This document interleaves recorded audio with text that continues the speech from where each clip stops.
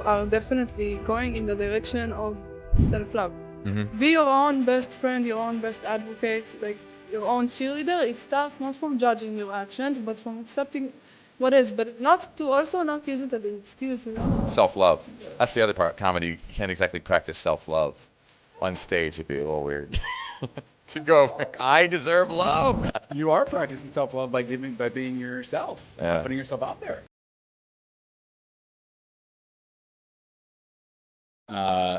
There becomes a line when the discipline you have for something, like there's some things like, and we can talk about like your career being something that you're so focused in. Let's say to be a great comedian, you need to take practice, you need to believe, you need to get, and you'll talk to me more about it because I don't know as much as you know, but to be good at anything, you need a lot of practice. You need to have belief in it. You need to love it. You need to really immerse yourself in that thing. And there becomes a line, like with anything else. If you have a certain belief, and I think if you talk to people in the spiritual community, there becomes a line when you start to have those conversations with lay people, aka normal people, aka people outside of the community, where you're like, hey, this is too much. Like now you sound crazy. So like one of the foundational beliefs we have, and like we talk a lot about on the podcast is, and we like to focus on consciousness and spirituality to some degree, but one of the main foundational beliefs, at least for me, that I've really latched onto that has completely changed my life. Like I'm talking like moving from like victim consciousness to like creator consciousness, really shifted things for me, is that the external world is a reflection of our internal state. So if I'm feeling a certain way, if I'm feeling happy, if I'm feeling sad, whatever it is, I will project that thing into my external world. So literally my external reality, it's simply a reflection. It's a readout. It's a printout of what's happening for me internally. So even maybe you hearing that, I'm curious to know, is that crossing a line? Is that say, hey, this is too much? No, it absolutely makes sense. It's something I certainly respect. I certainly respect spiritual people and practices like meditation, practices like conscious consciousness, if that's the term. But I don't practice them myself for whatever reasons. I give in to my own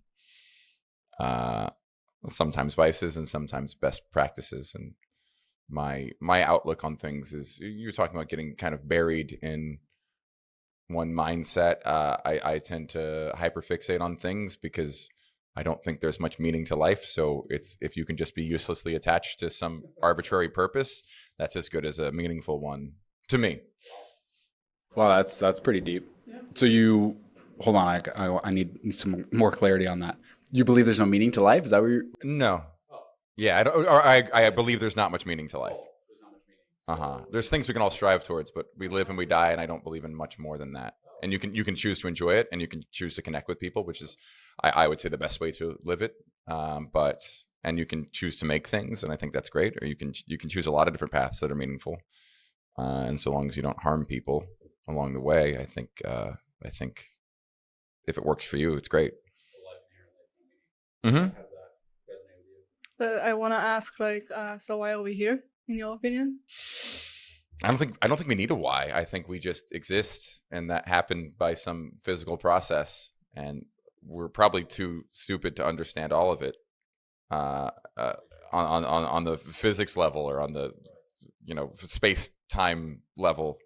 But we're here, and we can make the most of that. And I think if we consider, whether we consider the evolutionary biology behind why we feel the way we feel, or we find some other path like spirituality or religion, that's great also. I tend towards the practical version, the more grounded in science version, but I'd love to learn more about that. I mean, I agree. Listen, I think that there's only so much that our silly brains can understand, which is why we've created all these doctrines, all these different belief systems. It's because we are trying to give meaning, right? So like you can argue whether life inherently has no meaning, yes or no. And honestly, like we'll never find an answer to that question. It's simply a belief, which is cool. But I also believe that probably because of that truth, you have all these different belief systems, all these different faiths.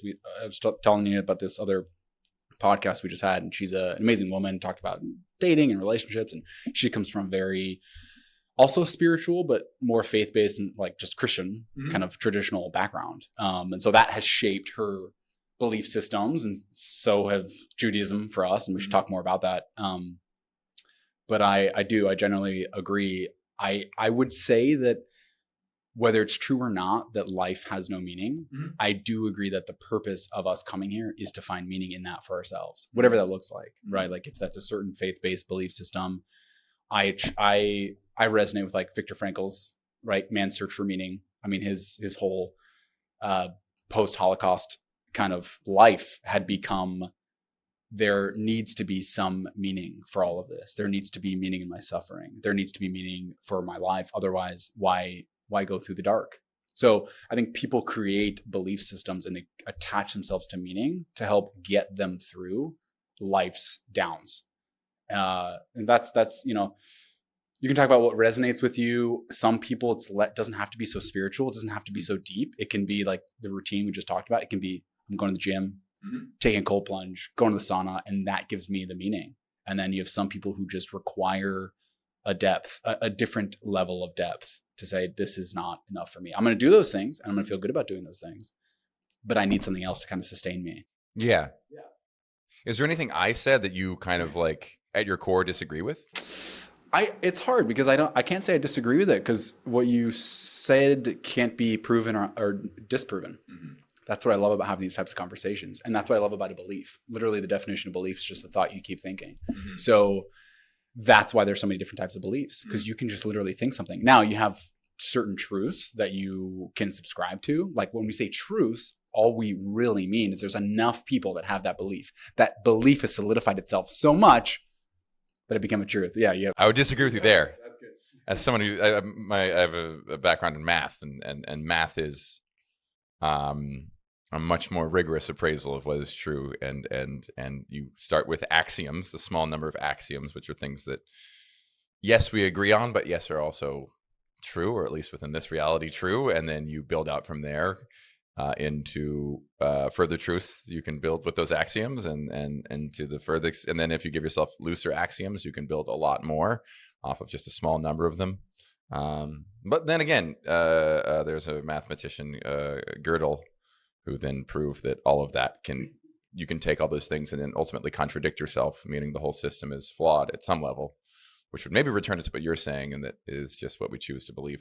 But as I think at my core, I believe there are things that are true. Yes, we live in a perceptive state, and we don't see our reality just via five senses that give us access to whatever reality we're contained in. But there are things that are true. And there are things, most of the things we call true are very much debatable, but I think there's a small number of things that are true. Yeah, there's subjective truth and objective truth. Yeah, it's an interesting point. I mean, because there are certain things like I would subscribe to that, like universal truth, where you talk about, so you're a math guy, which is great. You're more mathy than me. I'm an engineer by degree, but I just what kind of engineer? More mathy, industrial. Cool. Yeah. What type of engineer? Applied math. Oh, wait. So way more mathy than me. But what I would say is like subscribing to the universal truths would be like spiritual laws, like laws of the universe, right? Like law of vibration, polarity, right? Certain laws that we kind of agree to being true. In math, I'm sure there's a bunch of laws that you would say, this is true. And I have two different ways of thinking about that. On the one hand, I'm like, well, those laws are also only true because we're in agreement that those things are true, number one. And then number two, the other difficult part for me with math and just foundational science just in general is that I love it. It's great. And science tests the boundaries of the whole point of science is you test a hypothesis to prove it to be true or untrue. And what I love about curiosity and knowledge and just science in general is that we keep finding that whatever we previously proved is untrue. So we keep learning. And as we learn, whatever we previously thought was true now becomes untrue. Yeah. So the latest, greatest evolution of science for us in the last 100 years has been quantum physics, quantum mechanics. So that latest theory has turned, so you have an evolution, right, of like learning and science and just knowledge in general. But you have like Newton who comes around and creates physics kind of seemingly out of nowhere. You have, right, you have Copernicus who comes and just shatters the world, or you have all like these different evolutions. At some point, we subscribe to that as being true. And then you have new forms of science that come in and say, hey, wait a sec, that's not actually true. This is the new truth. So like whatever we think is true at some point ultimately becomes untrue. With science, yes. But if you're taking the example of Newtonian and Einsteinian physics, it's like Newtonian physics was true as far as we could tell within Earth's surface. Newton did all of his tests pretty much the same distance from the center of our Earth. So gravity seemed to be constant, and the decimal points he was off by were unnoticeable to him. And then when you move up to space, you start to notice that the law extends. So Newton wasn't wrong. He was just right within a very small framework of things. And then you add in relativity, and then it's more true there. I will say that is very much true of science. Math is almost never disproven. Tell us more about that. I can't think of any record of we prove this thing and then you go back and say, no, we were wrong. Typically, once something is proven, that's not it's not via experiments. It's via using a very rigid system of axioms. So let's talk more about that. Do you, because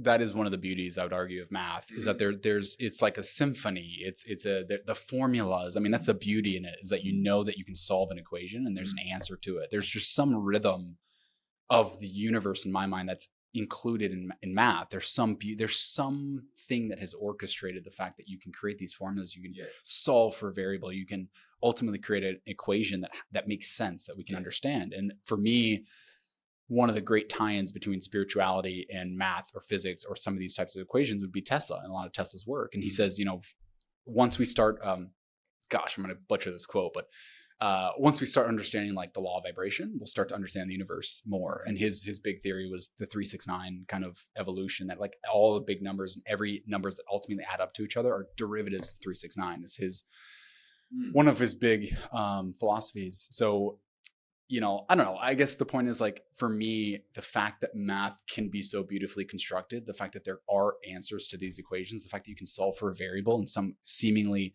impossible scenarios, like some divine intelligence greater than us has constructed this symphony. Like, there's a reason why we can create such beautiful architecture, and we can solve a problem. We can go to build something on your computer, some CAD drawing, something, and there's some answer that you're looking for. And you don't have to subscribe to that belief, but there is an underlying foundation that, like, there's some universal intelligence greater than us that allows for that capability. I will agree with you on the beauty aspect of it, but I might have I disagree personally with the other aspects of it. I do think it's beautiful in itself. I think the language of mathematics, how the thing that astounds me about it is that if you've shown this equation and you prove and you get to this equation and then you want to say, well, I can use that to get back to this other thing, there's no way of saying which way the circle goes. Does this prove this, or does this prove that? Like, which way does it go? You can work backwards around it. You can work the other way around it, and it all reinforces itself. And once you've found these things to be true, you can't break that path. It's these kind of indestructible cycles and circles, and that part I love. And that's not even with application to the science. I don't care about the application. I don't care about that it helps us build architecture. It is itself true. It is you cannot break it. It is again, not even in I consider math to kind of not exist in the physical world. Is just something we can apply math towards usefully, but math in itself is this thing that exists elsewhere. It's not the atoms. It's not the physics of it at all. It's just its own language that has to work perfectly. It has to go round and round. That part I like about it. And I can understand why someone would look at it and see it as a kind of language of the divine. There are many, many brilliant mathematicians see it as further proof of divinity. And they're much smarter than me, so I'd go with that. I don't know. I mean, I just, as you're speaking, the image that comes to mind is like the infinity symbol, like that's just like, just the beauty of that we can, from nothing comes everything, Yeah. Anyways, what are your thoughts on math and the evolution of scientific technology? I'm not so good at math. Like, I'm okay.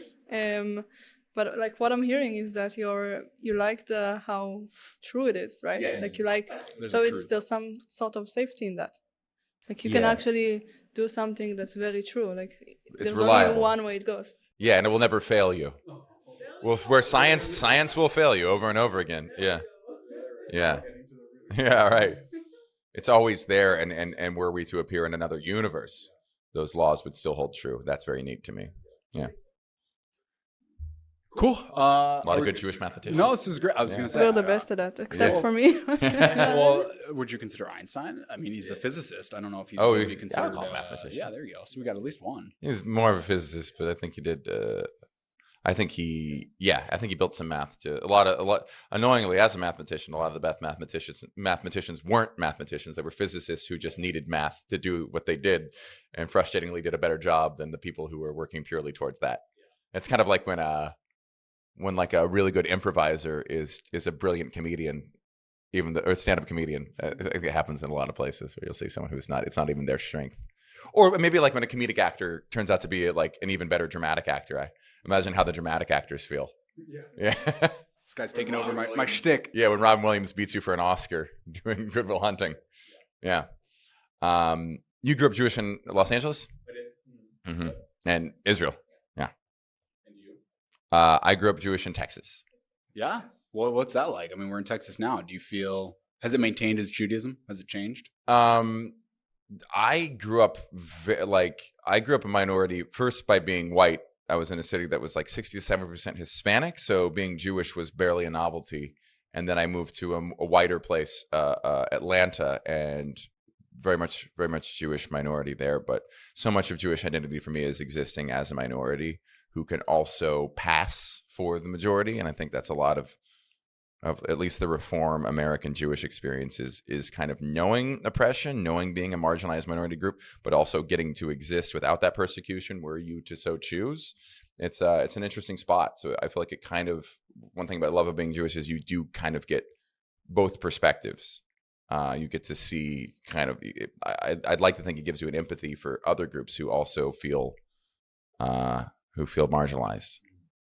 Yeah, you had I think one of my favorite jokes of yours. You posted about gosh, I'm gonna butcher it, but like Christian school. You went to a Christian school, and you were joking that you felt like the only Jew. You were the only Jew for a couple of years, and then by the end of it, I guess another Jew joined when you were a senior, and he joined when a freshman, or whatever. And the whole time you thought that your classmates didn't like because you were Jewish. You're like, well, now I can't blame them for being anti-Semitic, now they just don't like me. But that's it's a unique experience, I think, for Jews. I obviously pre-October 7, but post-October 7, I don't know how, obviously I want to hear you kind of dive into this, but huge shift from my perspective. You post a lot of content, by the way, which I think is very empowering for a lot of Jews.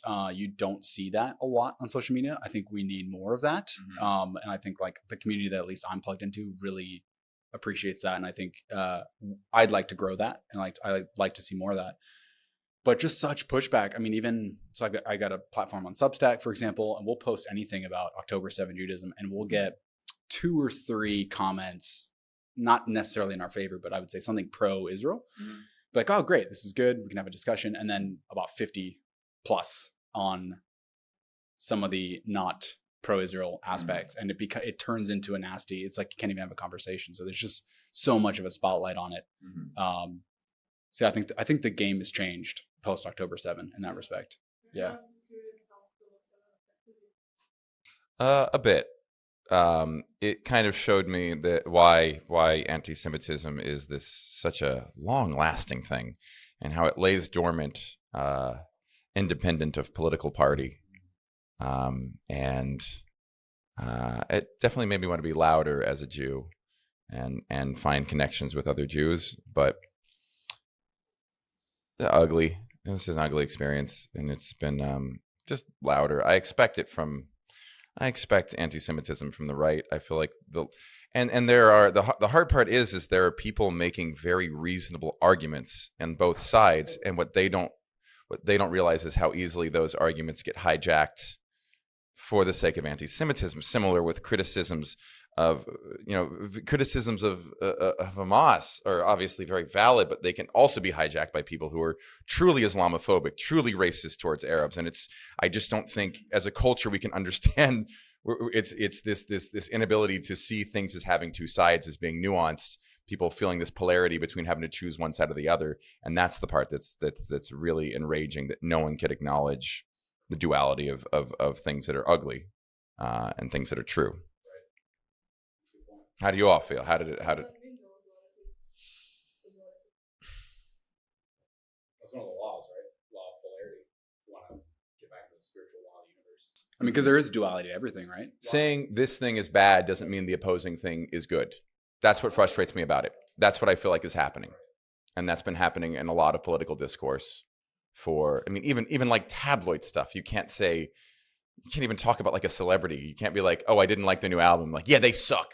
They've always sucked. You're like, yeah, that's not the argument we're trying to have. Oh, so even beyond that, you feel like there's censorship in terms of being authentic, like someone expressing what they really feel? You feel like there's... I think our attention spans are being shortened violently, and we can only hear little things, and we can't understand that a small thing within a broader context might have a very different meaning. And taking one statement out of context can paint a person a certain way, and that's been going on for a long time. But if you just take single sentences from what people say and then use that as evidence of something else. Yeah, you're right. We're in this kind of real culture, real REEL. Yeah, Joe Rogan actually did that on his podcast recently, which I really appreciate. He had someone very pro-Israel, someone very pro-Palestinian. It's like, hey, you guys just sit in a room and talk about it. But it's true. Even in those intellectual conversations, you have two people who were trying to reference other people and used one clip that they were saying in. Yeah. It's like, it's just so hard. Everything's so out of context now. And like, it's a combination of, I think it's twofold. On the one hand, it's the attention span that is lower, that you get a sound clip of what someone says and it just sticks in your brain. And then the other issue is it's like everything's algorithm based. It's like, talk about your external world being a reflection of your internal state of consciousness. We're just getting constantly fed what we are aligned with. And so now the old school debate or like hearing a different concept becomes more foreign. It's very rare to be in a circle where someone else feels and thinks something differently than you. Yes. You were being fed what you liked, what you reposted, what you are interested in, in large part to get your attention. That's how these companies make money. Or the complete opposite of what you believe in to get you mad, because that's another way to keep you angry and scrolling. But they're only doing that, I would argue, for the people that are commenting or engaging with those types of posts. So you have to have some energy, some action towards something you disagree with. They can scan how long they don't even have to see you liking something. They could just see you open up the comments, and that's enough to know that that's something that triggers your attention for better or for worse, but always for worse. The business of emotion. It's good to know that's happening. Yeah, well then I just try to like hide. I don't like this. And then my TikTok is just math and cat videos. So I did a good job there, but Instagram is just a bunch of comics I follow. And I've already seen their bits, so I don't know why I have to see them again when I'm sitting on the toilet. Oh, endless. Oh, let me think on that for a moment. But I always have a good list in my head. Sam's great. Sam's already famous. I don't need to promote Sam. Sam's got a tour bus. I don't need to. Go check out Sam Morrill. No, he's proven. Who are good comedians? It's on here. I told you. Maddie Weiner. That's who I'll promote today. Maddie Weiner. I think member of the tribe. With the last name Weiner, I assume. Oh, that's good connection. Yeah. Oh, is it an assumption you just made? Wow, that's. We should clarify that. Is there a non-Jewish Weiner? Is ever not a Jewish name? In my experience, every Weiner I've ever seen has been. Was Oscar Mayer? You have the right to say that. Was Oscar Mayer Jewish? Mayer is a Jewish last name. What if Oscar Mayer Weiner was his full name? What if it was two last names and then? Yeah, him and Wetzel's Pretzels had to really well, we could do other kinds of food, but we really kind of got pigeonholed around in that hot dog vehicle. He already drove it. That preceded the hot dog business. Self-promotion. Yeah. That's great. Let's stick on Judaism. How do you balance spirituality and Judaism? Do they merge together? Are they separate entities? It's a great question. For me, I think for me, Judaism, it always felt more religion based. It felt more dogmatic. Like I felt like I had to do certain things to be Jewish, right? And I think Judaism, I think most religions kind of do that to you. It's just feel like, hey, if I do A, B, C, then like I'm part of this place. That's kind of the whole point of religion in my mind, to create this community, to create a tribal feeling. So I felt that growing up. I mean, we don't have a choice when we're 8 days old. We kind of get snipped, and that's the end of that story. But there's other things, right? There's bar mitzvah stuff. There's going to temple. I always felt like if I did A, B, C, then okay, cool, I'm Jewish. And I went through the system, right? I went through the machine. I went through like public education. I went through Jewish public education. I went to Jewish summer camp. I did the whole birthright thing. I went through the machine. So that's how it felt to me. It felt very dogmatic. It felt very, if I do A, then I become ABC. I'm Jewish. So right now, my spiritual sense which is really interesting, by the way, because the journey is that everything sounds different in the beginning. Like all the religions sound different. Even if we have scientific conversations, we kind of sound different. Maybe we're not going to get there today, but sometimes you have these conversations. Everyone sounds different. Everyone's giving their own perspective. But then we all kind of end up in this similar place, which is like, yeah, we're only here for a short amount of time. We all come from the same place. We're all end of the same place. And we're here to like have a good time and love. Like that's it.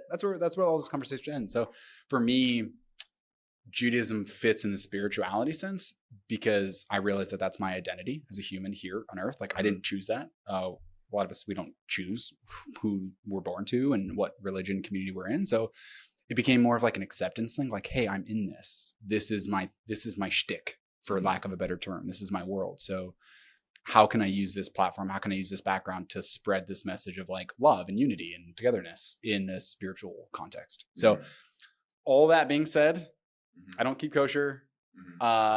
We didn't really celebrate Passover. I didn't. It sounds like you're. I did this year for the first time, but only because my fiance, who's not Jewish, was interested in doing a Seder, and I'm like, well, let's encourage this behavior. Yeah, let's put up a good face for this. Why is she so into it? That's cool. She has a lot of Jewish friends now because she didn't show up with a lot of Jews, and we live in New York, and we both do comedy. So some of her best friends have been Jewish, and it's a great community, especially in New York City. Is she a wiener too? No, it's German, sturdy German stock. But yeah, that was part of it. And I've also felt more, honestly, since I put out my special. I think I recorded my special not long after October 7th, but put it out in the last couple months. And the Jewish community, maybe it would have gone either way. I haven't talked about being Jewish that much on Instagram. I do it on stage every night. And I have for years. I just never put out a clip about it. When I put out a clip about it, there was a very overwhelming feeling of a community. And that has obviously helped me reconnect a little bit with at least the community aspect of it. Not spirituality part is very hard for me, but certainly just the people and the practices and the culture. It's, when you talk to a Jew, it's like you have this kind of shorthand. You meet someone you know they're Jewish, you're like, oh, this is just a way we're going to talk that's going to be a little more comfortable. We can cut the bullshit. I know we're going to agree on certain things. I know certain ways I'd have to police my behavior, my manners. I can kind of let down because there's things the way Jews communicate with each other could probably be perceived as rude if you're not Jewish. But when you're Jewish, you can kind of let it rip, and that's been neat. That's cool. Yeah. I feel that way. I think that's exacerbated with Israelis. Would you say that? Yeah, that's a different culture altogether. I just say like that's like in terms of being able to speak the same language and being able to cut through the BS. You have one level, that being Jewish and being part of the tribe, Not the American Jew, and then you throw like the Israeli group in there. Yeah. Israeli. We did. I think about this constantly. About a third of the counselors at my Jewish summer camp were Israeli and there for the summer. And we had basically a sketch show for the counselors before the campers got there, of trying to let us know the differences in Israeli and American culture, so that like they gave a great example of like American Jews, if you're sick, it's almost like you're filling out a health form. You're like, yeah, I had diarrhea all week. I've been burping. It smells really bad. It burns when I pee. You know, you're like, and Israelis are like, oh, they're like, I'm sick. You're like, oh, what's wrong? Like, I'm sick. No more questions. Like, it's rude to talk bodily functions, but Israelis will walk up and be like, new job, how much you making?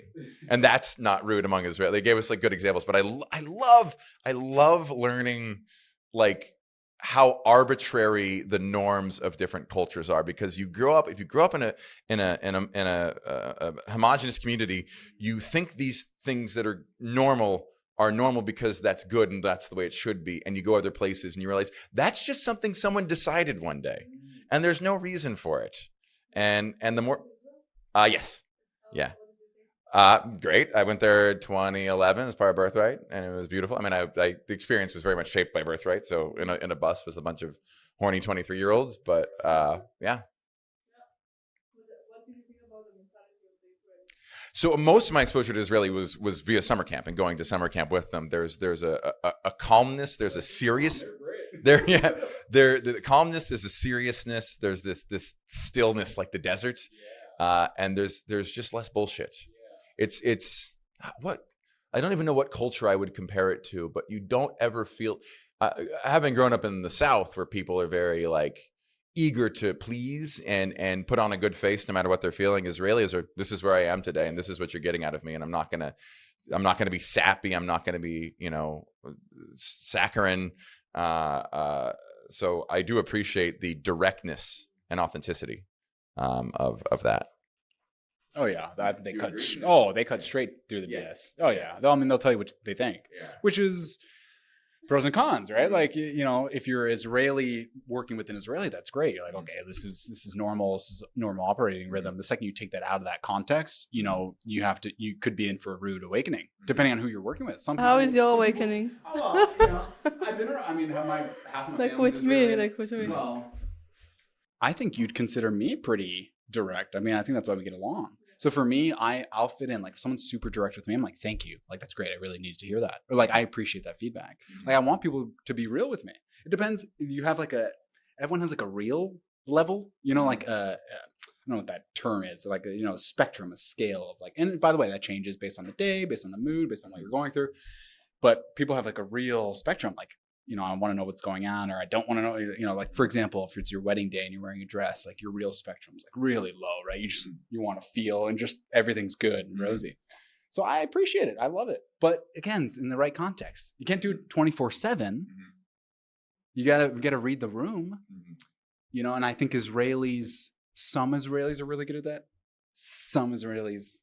Yeah, my daddy will walk into a restaurant and will act all Israeli, and I would be embarrassed. Dad, like, tone it down, like. But sometimes it people works, are right? staring, but they can get what they want. Sometimes, like, because it can come off as aggressive. Sometimes, it comes off as really like a bulldog stare. Yeah. And some people are like, whoa. Hello. We want that table. Matthew. Yes. I ran into this woman from Israeli. She was a counselor with me years and years ago. I just ran at her out of the blue. I didn't even know she was in the States. Just, hello, Matthew. This is a joyous union. Yes, I remember you. Yeah. That's it. I do feel Louis talked about it very well, but like the difference between American Jews and Israeli Jews. I wish more Americans understood that like it's very different. Yeah, there's like, because Jews are the most emotionally raw people. Like that's funny because I kind of just said that you know what you're getting with Israelis, but Americans, I guess the Jews I know, we're not going to, now I sound like I'm contradicting myself. I don't know. That's okay. You're allowed to contradict yourself, man. That's the beauty of this. It's the infinity. We can contradict, we can come back. I guess we're complaining. Yeah. And it's also, that's another thing I've learned. But that's being real. That is a form of being real. That's being real. That's being direct. Yes, but we also kind of focus on the negative. So what I understand with my fiance is I can't, she grew up in, I can't exactly pin down culturally why she's the way she is. I know her mother is German and her father's, Polish American, but a couple generations now. But she finds me very complainy, and she's the kind of person who's like, she was an athlete. That's probably one of the bigger things. And you don't let it fly. If you ask a Jew how we're doing, an American Ashkenazi Jew, it's rude to not complain. Yeah, you go, oh, my back hurts. I've been tired lately. To go like, I'm great. Everything's great. My family's great. It would kind of be a weird answer. Yes, yeah. That's how we're programmed. But that's my answer to Americans. Yeah. What's that? When I speak with Americans, how are you? I'm great. Everything's good. Yeah. You don't want to like showcase the darkness. No, I don't mind showcasing the darkness, but like people that I don't know and being polite, like this is the norm here in America, right? Like, the white picket fence, the put up a good face. Yeah. Like, it's all great, And I don't like it. No. I don't like it. No, yeah, it's like, right, because it feels fake. Yeah. But so that's the trouble we get into is like, how do you not just respond, but it really comes down to how you think. And it's hard, right? Because it's part of our programming. It's also like a legitimate biological thing. Like the latest studies, and we talk about science, but like we have so many thoughts in our head every single day. Yeah. The latest data is like we've got somewhere between 60 to 70,000 thoughts we think every single day. And by the way, based on our negativity bias, roughly 70 to 80% of those thoughts are negative. Yes. And so we think 70 to 80% of the same thoughts every single day that are also negative. And so what's interesting for Jews, or at least that programming, is how do you in some respect change that type of programming to create a different life for yourself, or to at least think different thoughts, but also some of that's real. Like if you actually think certain thoughts, and like let's say you're complaining, right? So for example, you go to a restaurant or you go to a certain place, you're like, well, I want it to be a certain way. How do you manage that I want something to be a certain way and be direct and real and honest with that, but also not have that come across as complaining negative. That's the real challenge. Yeah. And this is where some of my mindset maybe starts to intersect with your community, the spiritual conscious community, is that I started doing maybe therapy 2 years ago, and a Jewish therapist. And what you said really is, it sounds good revelations. Good revelations are sound so trite when you say them out loud. Things you realize, like, oh, that's so, but what you're saying about like positive actions lead to positive thoughts. That's my guy's all about cognitive behavioral therapy. You can't think your way into better actions, but you can act your way into better thoughts. And you talk about the the norm for Jews is to complain. And when you complain, you hear yourself complaining, and that now becomes a thought. And it's very hard for me to like say the positive thing, say it out loud, write it down, say it to yourself. Because even I would catch myself doing that. Well, he was like, well, congratulations, the special's doing well, or something like that. And I'm like, yeah, I put a lot of work into it, and it's good people, I'm getting the response I am, at least on this thing. He was like, how about you just say, I did a good job, and I'm proud of myself for making something good, and I'm glad people are liking. Like, why can't you say the good? You always have to kind of backhand your own praise. And that's not like that really, where, like you're saying, 80% of your life are negative. If you can change your words, you can change your thoughts, and then you create you like you said at the beginning of this, you create the gloom. Your words, your thoughts turn a bright day gray. And as simply as you do that, you can turn the colors back on through very simple rewording of common phrases to yourself, to others. So I do love that aspect of it. I don't find that to be spirituality in the slightest. I consider that basic science, basic psychology. I love that, man. Matt, that's really raw and authentic of you, by the way. Thanks for sharing that. It's true. You can prove this for yourself. I mean, literally, you have 10 people in a room, 100 people, whatever you want to do. You can ask them about a specific event, about a specific circumstance. You can put something in the room and ask them what they think about it. They'll all say 100 different things. They'll say 10 different things. So it proves to you that it's not the thing that's causing your thoughts. It's you that's looking at it, and your perception of it is creating that reality for you. So everyone has their own kind of basis of truth. But that's kind of it's really a combination of spirituality, but also like science. I mean, that's a real cognitive data. There's a lot of people showing these types of different types of labs and studies and reports, like a Dr. Joe Dispenza doing a lot of this work. The Spain study, if you've heard of that, really cool study. Like I just went to, there was a health optimization summit here in Austin last week. We actually both went to it. And Gary Brecka, one of my favorite, I really look up to him in terms of biohacking and health and wellness community. He believes in this too, which is really cool. But it's just like every emotion that you have gives off a frequency. Every thought that you have. And they did this really cool study where every emotion gives off its own frequency. They put someone in one room, someone in a different room, and you can literally, they ask the other person based on like what they think the other person is feeling based on that frequency. And every time they would guess, okay, this person's feeling sad or this person's feeling happy. So we'll look it up and I'll link it in the podcast. But that stuff's real. Like what you think and what you feel create your reality, because you're literally giving off vibration frequencies into the universe, and you create your own perspective. So I think I went on a bit of a tangent in what you were saying. That's all very pertinent. It's all very pertinent, and it's cool that you're with someone who's not part of the tribe. That's maybe she can also point out, like, hey, honey, you're doing it again. Like we're just trying to have a nice dinner. She has her whole thing of if you ignore the problem, it goes away. This is her advice, and mine is. Sounds so healthy, by the way. Well, mine is to just take the monster and keep patting it on the back and feeding it. So both of us have bad habits. So in that respect, I posted about this, but it was something that was very useful to me, and maybe will be useful to your listeners. But one of my biggest frustrations with my own kind of mental blocks is being unproductive, and then feeling unproductive. And what my therapist recommended was that maybe those two things are happening in the opposite order. Maybe being unproductive isn't leading to you feeling unproductive. Maybe feeling unproductive is what's making you unproductive. So I experimented with this, and the thing that I found helps for me, and this is no more complicated than a to-done list, and I'm admitting that, but it was start every day. I have a document, and the first thing I do is obviously keep track of not just what I have to do, but what I've gotten done. That's the very easiest way to see that you have a lot more wins than losses. Or a lot more done than to do. And I basically have to give myself a performance review every work day, and that's what I'm doing well. And that is unabashed in praise. It can't be backhanded. It cannot be, well, at least you got this done. It says you completed this, and it's truly the cheesiest. Good job on this. You've been exercising. You've been you've been sitting down and writing. You don't have to say you got nothing written, but you sat down and wrote. You started this task. Like, give yourself the dopamine hit for every little thing you do, and you can create those dopamine channels to really start to rewire your brain to enjoy yourself and feel good about yourself earlier in the task. Then once you've really completed that list and as long as you want it to be and as wide as you want it to be, you've been recycling, and then you can say what you need to work on. And that what you need to work on list has such a different sound to it once you've completed the positives.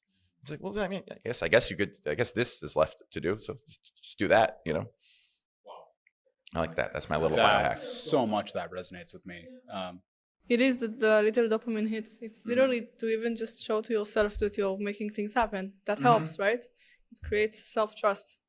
And then you build momentum and then you're unstoppable. Yeah. But it is important that, let's say you had an amazing week and then all of a sudden you're feeling unproductive. Yeah. So how do you prevent yourself from spiraling back to that cycle of like, what's happening? Everything is ruined. You know what I mean? That's what I'm doing right now. Yeah. But again, make those. I think that it's a great fix.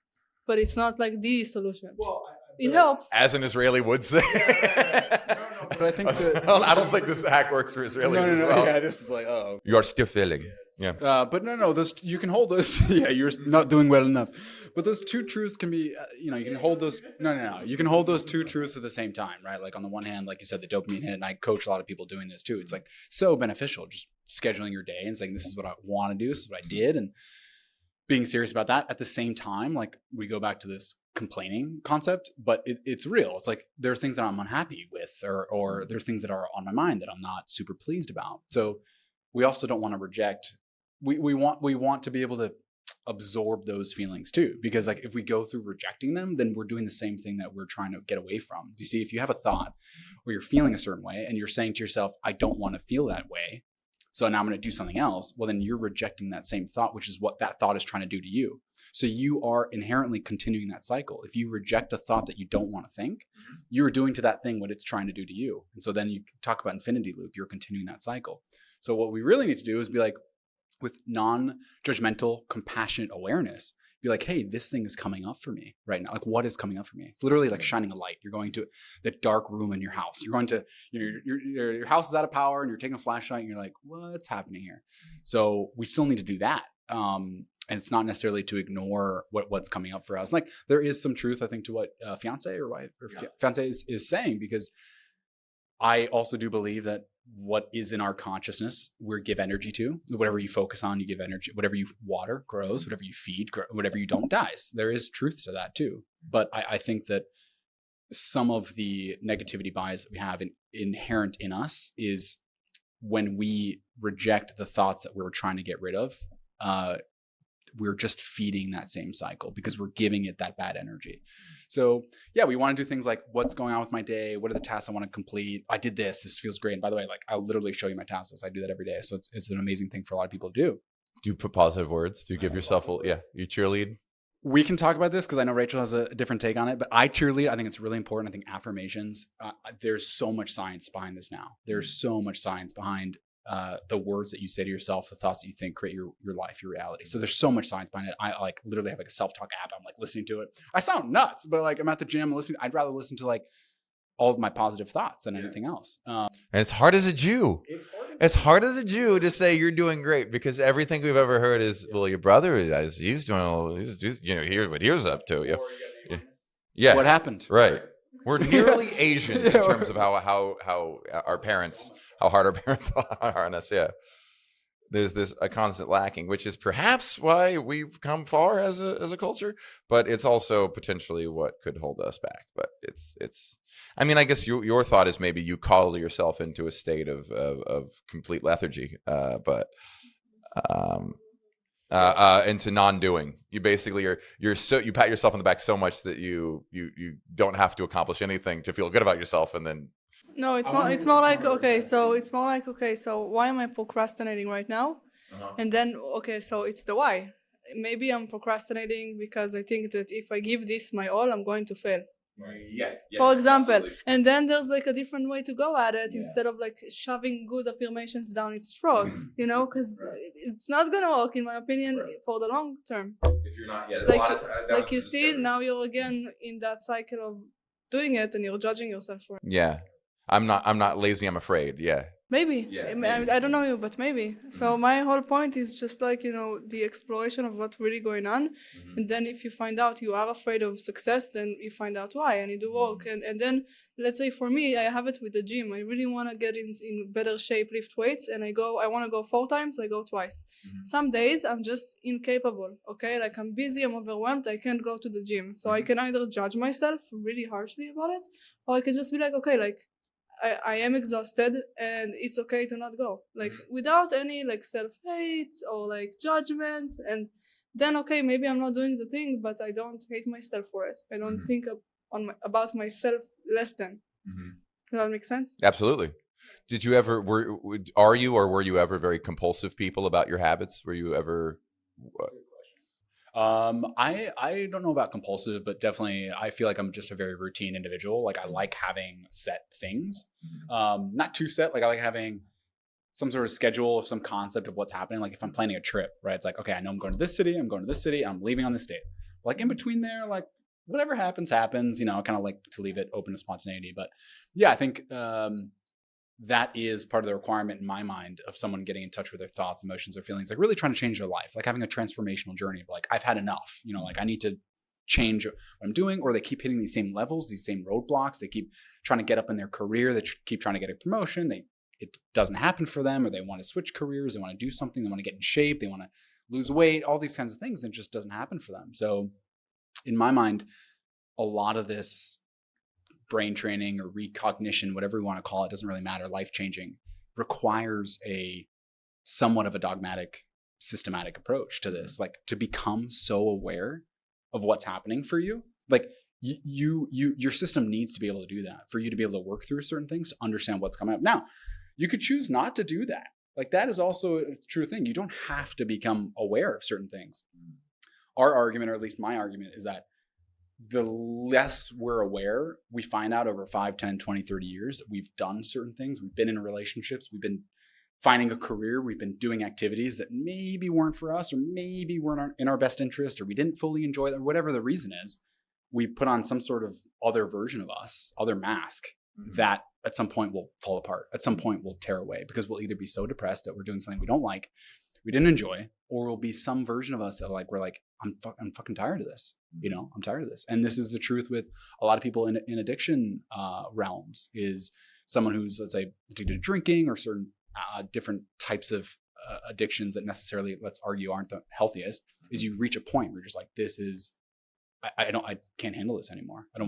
This isn't the life I want to live. And it's sometimes the unfortunate story about that is sometimes it takes you to get to that point. I think I would like to make the case that let's not get to that point. Let's not spend the next 20, 30 years doing that. Let's try to like do this work now. But sometimes you need that motivation to like hit this point of like, I'm done. I need to change my life. So yeah, we're getting deep and serious with this. This is good stuff. Yeah. Back to what you said. So how do you discover those things? If there are these blocks in place that can't just be overcome with simple affirmation lists, what is the process by which you face these demons? Well, the demons. Well, for me, it's IFS therapy. It's just like this form of therapy that is more compassionate. And I think that's like, for me, my biggest thing, for example, with the gym. So when I really need to look at why I don't suicide for it. Like, how do you say it in English? Jesus. Like, why am I not giving it 110%? Like, because the truth, honest, is, okay, why do I want to be fit? Because I want to be attractive to the other sex, right? That's for me, it's more about them. And then if I'm being honest with myself, it's not important for me enough for them unless it's for me.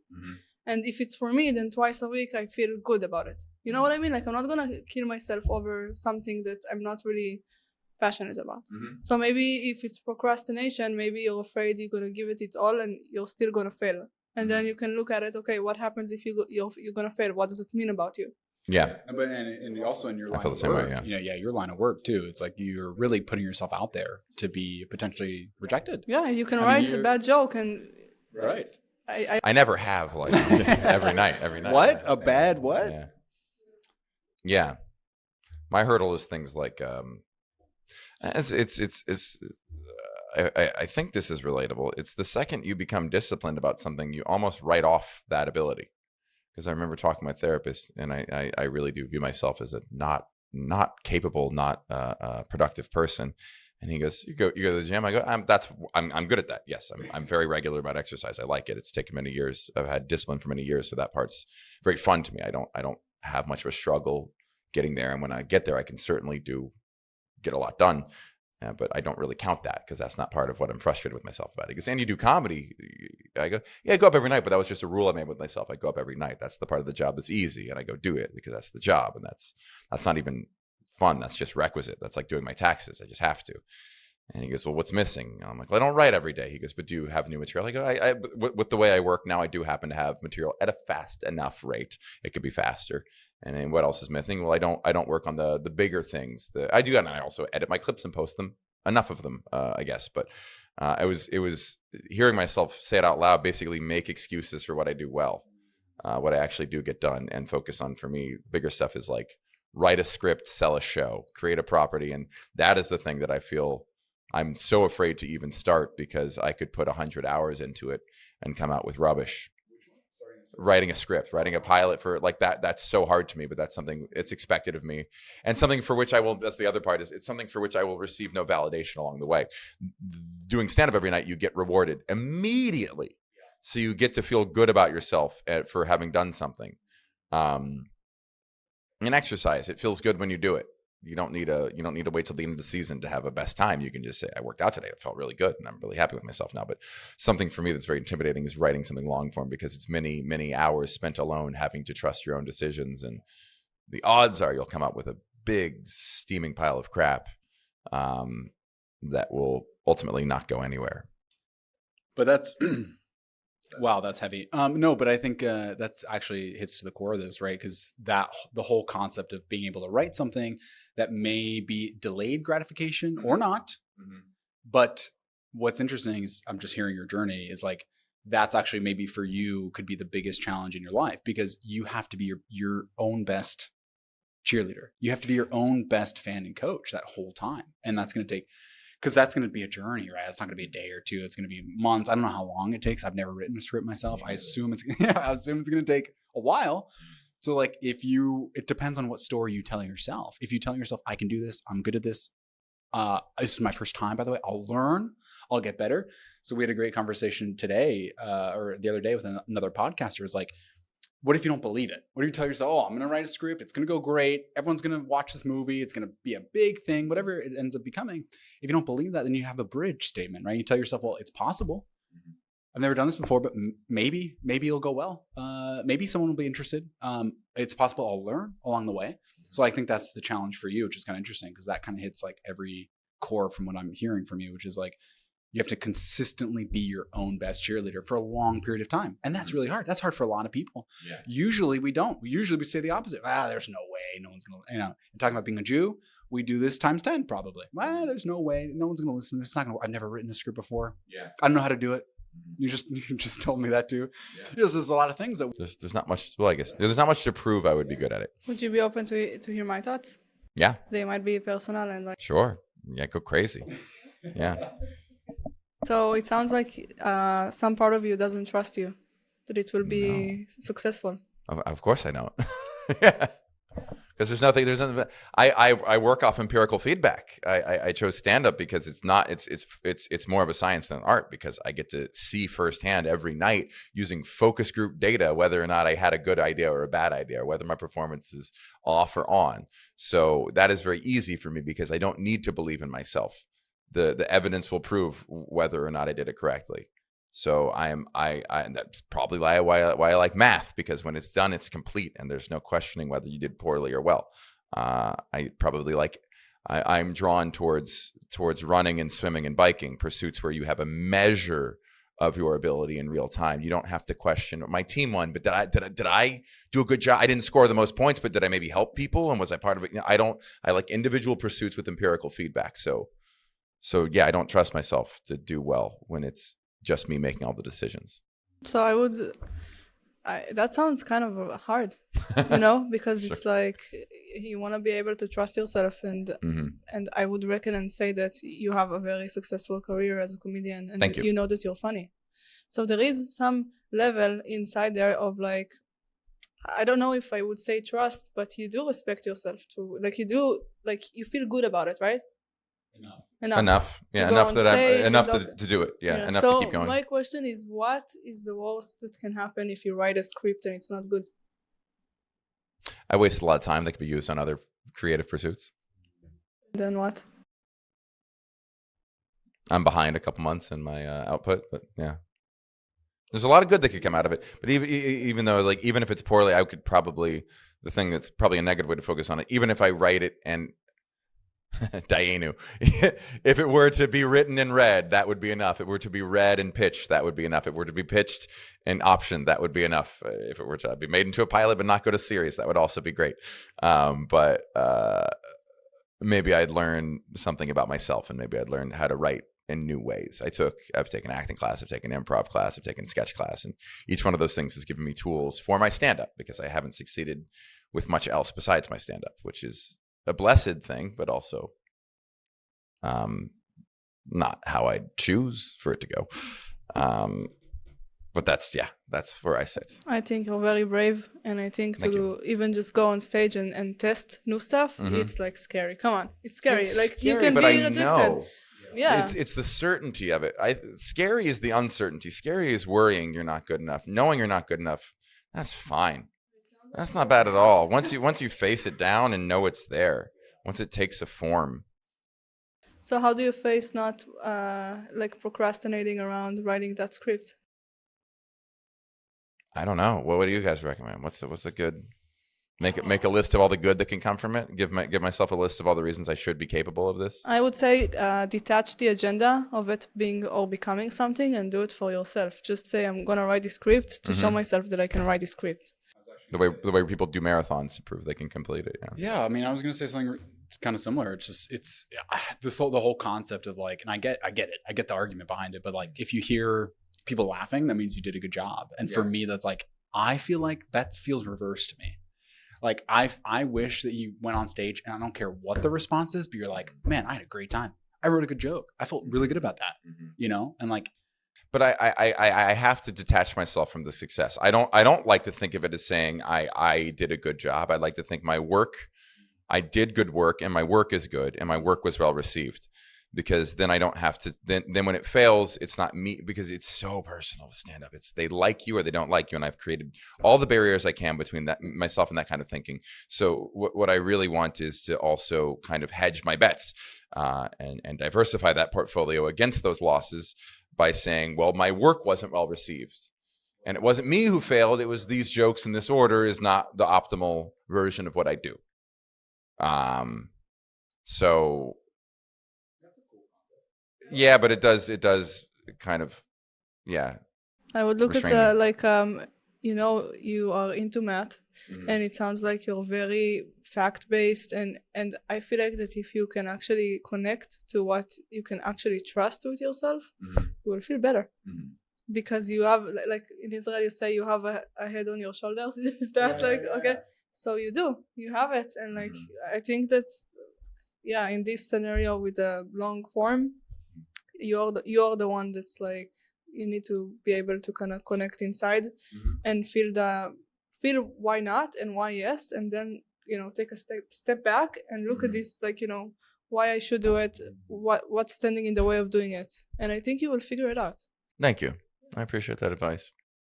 Do you ever feel that way, that your logical brain can accept something positive about yourself, but your emotional brain can't? Yeah, I don't feel good enough, and I know I'm good enough. Right. But I don't feel it, Yeah, there's a lyric that always resonates me, and maybe it's cheesy out of context, but it's really cheesy out of context, but it's by Reptar of if my mind's a holy temple, if my body's a holy temple and my mind is the web I spin, there's a feeling inside my insides, but it just won't let me in. And I take it to mean something about that kind of knowing what I should be feeling, knowing that I deserve these feelings, but feeling this disconnect from it. And it's standing in the way of me and the things I can do and the rewards I should already be reaping from it. But I think we all feel not good enough to our core. Mm-hmm. I think you're dealing with this. I think you're dealing with this. And Jews maybe more acutely. Yeah. And Catholic, and I'm sure plenty. I don't need to exclude it. I'm sure fucking Asian Americans are not having an easy time. Yeah, with their.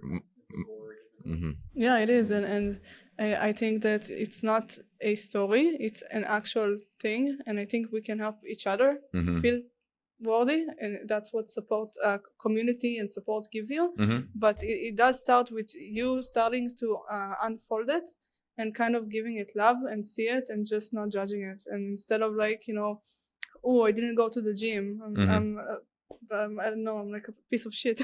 Yeah. I very much relate. To be like, okay, I'm human, and Mm-hmm. I wasn't able to go to the gym today, and I will do it tomorrow. So like the way of self-love and compassion, and it is, in my opinion, maybe it will take longer. Maybe you're not rewiring your brain or whatever, rewiring your brain, but you are definitely going in the direction of self-love. Mm-hmm. Because I can force myself to go 4 times a week to the gym, but I will be miserable. Mm-hmm. Like my body will take the toll. It will all fall apart at the end. Mm-hmm. Well, I can do it slower and do it for me and just give myself what I need. If it's rest or like not to go to the gym, okay, cool. Good. But Yeah. like be your own best friend, your own best advocate, like your own cheerleader. It starts not from judging your actions, but from accepting what is, but not use it as an excuse, Mm-hmm. No, I love myself and I need to rest. Well, but I think the paradox there is when you stop judging yourself and start loving yourself, you'll actually go to the gym more. You see, that's the irony. That's the irony. Is that we think we need motivation to do these things, so we guilt trip ourselves, we put ourselves down, we treat ourselves like our own worst enemy, like go to the gym, you got to do this, you got to get, and then we don't do it, and then we keep that cycle of beating ourselves up. But when you flip that around, you're like, hey, I'm good, I'm worthy regardless, and I love myself, I'll be there for myself. You actually go to the gym, you do these things more because you're like, hey, what would self-care look like? What would loving myself look like? It's literally a question I journal to almost 3 times a day. And like one of the main questions I ask myself is like, what would someone who loves themselves think, say, and do? Yeah. Is this reflecting that? Yes or no? Would you teach a dog to sit using a belt or a treat? I think that's the coolest thing about all this to me is that it kind of stems from just a very scientific outlook on what if you treat yourself like an idiot? What if you treat your brain like a very simple machine, not some spiritual soul entombed higher being, just this thing that responds to inputs with outputs in very predictable ways. If you give it a lot of data and see what works and what doesn't, you can hack yourself like you would anything. And I guess maybe the symmetry of this episode is that I think maybe we started on different pages on our approach. I'm somewhat a dogmatic empiricist, and you seem a spiritual background, maybe the opposite in some ways. And here we have arrived at a very similar prescription for what ails us. Kind of via completely opposite routes, we've realized that these are great ways of improving your situation, improving your outlook, and improving your actions. Yeah, it's a good way to close. Appreciate doing that. Tell us, you're here in Austin for a couple of days. What do you got going on? I'm doing the Moon Tower Comedy Festival while I'm here. So if you got a pass, come check out all the shows. And then, I'm back here sometime this year at Cap City Comedy Club. Check out my website. I don't know the dates, but Broussard.live if you want to come see me at or anywhere do my comedy. Yeah. Watch me self-love. That's the other part. Comedy, you can't exactly practice self-love on stage. It'd be a little weird to go. I deserve love. Well, you are practicing self-love by being yourself, by putting yourself out there. That's a huge form of self-love. I appreciate that. Thanks, guys. This is really appreciate this. This is your therapy segment for the next 3 months. Cool, man. Thanks for coming. Thank you. Thank you for your honesty. Cool.